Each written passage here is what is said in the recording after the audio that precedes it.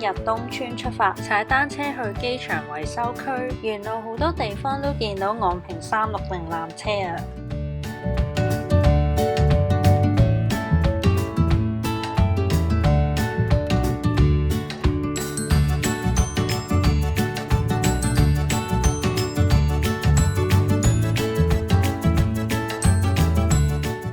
我哋就係沿住呢條路一路向前踩啦，嚟到避車處隔離有個樹蔭位，咁我哋就喺度坐咗陣。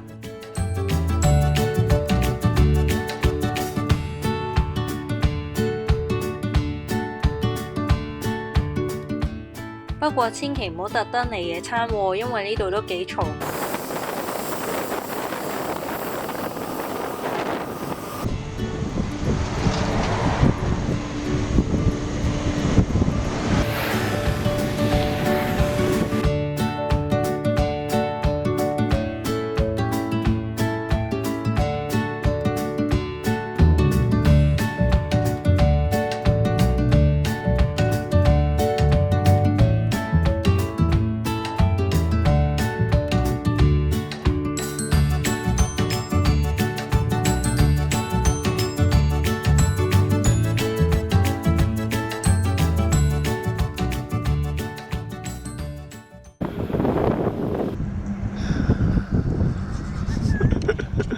如果想知多啲有關今日嘅詳情，可以去我個 blog，下面 info box 有 link 㗎啦。